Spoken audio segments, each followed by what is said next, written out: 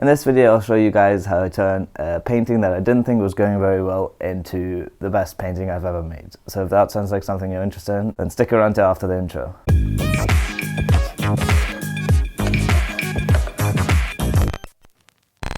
Welcome back people, this is Dow Creates. My name is Joshua Dow and I'm an artist, and the painting for this video is a commission by a friend who asked me to paint his girlfriend for her birthday, and it's probably my favourite painting that I've ever made. Now granted, the most recent painting I've made tends to be my favourite, so maybe I'm a bit biased, but either way it's one that I'm quite happy with, and it started out quite poorly in my opinion, so if you want to see the journey from something I'm unhappy with to something I'm really happy with, then let's just get into it.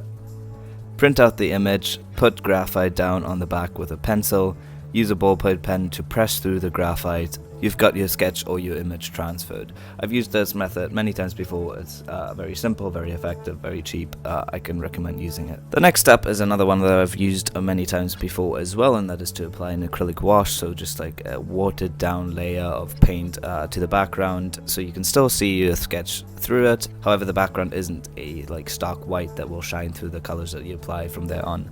Then I just go into painting the background. I'm trying to go for a less detailed style here, so it would convey the fact that the foreground, the main subject, the girl, is the important part of the painting, and the background is sort of just hinted at.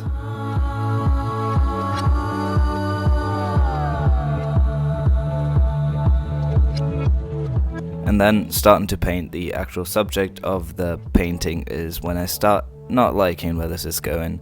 I'm not sure why. Maybe it's just that I don't like working on canvas, maybe it's my color choices, but it just wasn't working out for me. So this is the point I was talking about earlier, where I was struggling with the image, didn't really like it, and felt the need to save it. So the way I did save it was to throw it out and start over completely. I decided to this time work on wood rather than on a canvas, because that's what I've done multiple times before and what I feel more comfortable with. I just prefer the way the paint goes down, how you have more resistance than on a canvas, and just overall I prefer the process. So I do a lot of sanding down, a lot of it, and then apply a layer, or a couple layers rather, of gesso, so I have a better surface to work on and for the paint to go on.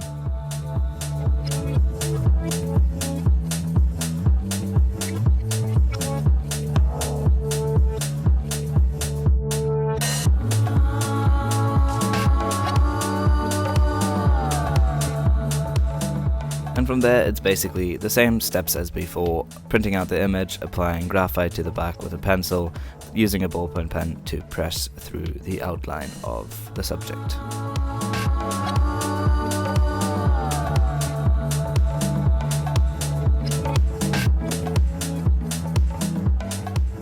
This time, however, I went over the entire sketch again with a pencil just to make the lines a bit more clear. For this second attempt, I added an acrylic wash again, but in different colors this time, which leads me to a tip that I found has helped me with making quite simple paintings or simple artworks that just kind of have a simple subject or something interesting nonetheless, and that is to stick to a simple color scheme. Really limit yourself when it comes to colors. That way it has an aesthetically pleasing color theme to it, and it also kind of makes your world a bit easier. I tend to adjust the image that I'm working from to black and white, and just work literally from the levels of brightness and not with hues and colors at all. I just add them in myself, and for me that's easier because when color mixing I don't have to find the correct brightness and hues. I can just kind of add that in myself, and also it kind of gives you a bit of freedom, more creativity, because I'm not just exactly copying an image, I'm putting a bit of myself, of my kind of artistic twist into it.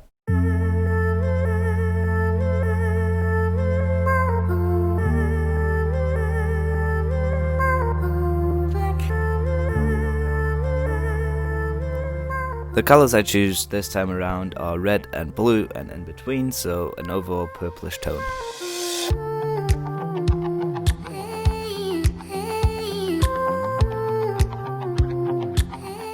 And going into the painting this time around, I just feel so much more confident right off the bat, and I think that might just be because I have the freedom of deciding which color I'm going to use for what and don't have to stick to the actual tones of the actual image.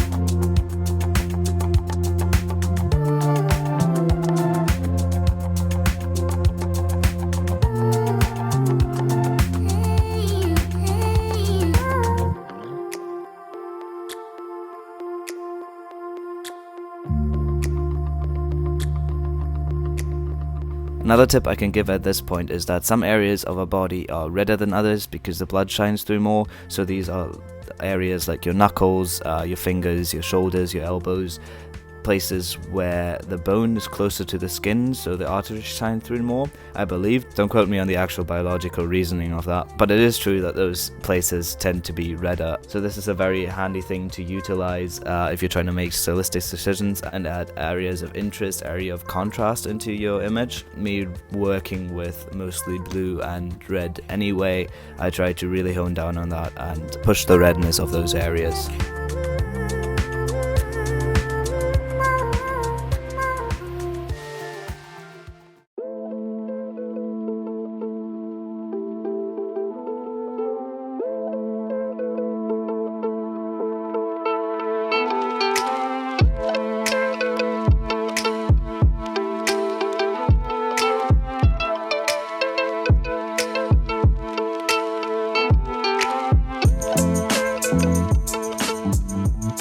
As we're getting towards the end here, I have to start thinking about the background. I wasn't too sure about what to do with it. In the first version of this painting on the canvas that I threw out, I painted, like I hinted at the background, at the kitchen top she was sitting on, but I decided not to do that in this case because, I don't know, I just wanted her kind of to be a singular subject in this painting.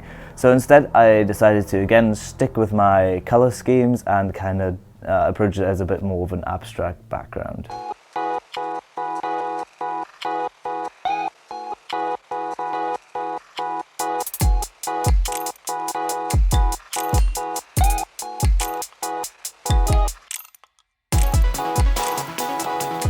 Adding in this background was actually a lot of fun and weirdly satisfying. I'm not usually one for sort of abstract art and color splotches and smearing it and without having like an actual thing to paint, but it was a lot of fun and I think it turned out really cool. I tried to make it visually interesting without taking away from her, and I think it worked out quite well.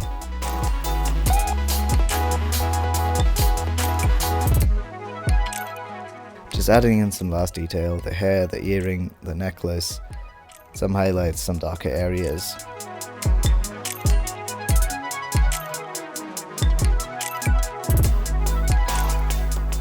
Then I'm taping off the top to paint the sides because the paint had kind of like leaped around the sides a bit and I wanted it to be a bit cleaner.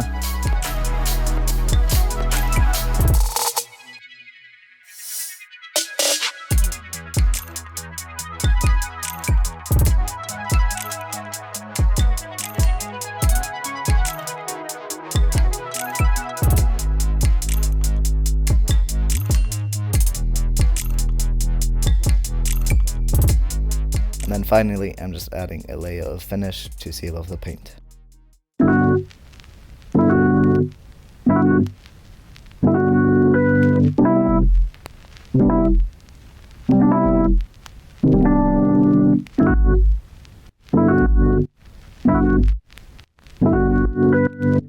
This was so much fun to work on. Of course, huge thanks to Sam and Vanessa, and happy birthday, Vanessa. I hope you liked the piece. Before I show you guys the final shots, let me just quickly ask you to leave a like and subscribe to my channel if you haven't already.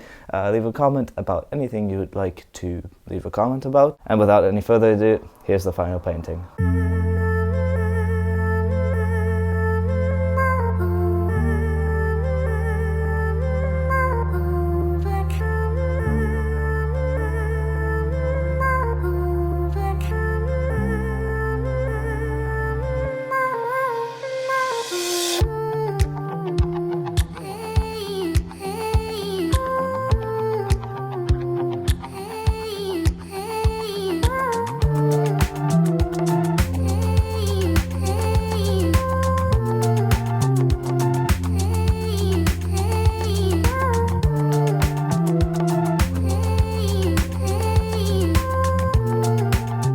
Right, thank you guys so much for watching. You can subscribe to my channel right here, find a video you might like right here, and a playlist you might like right here. I'm just going to hang around here in the frame until you click on something. You better click on something. And then I'll see you in the next video. Right, bye guys.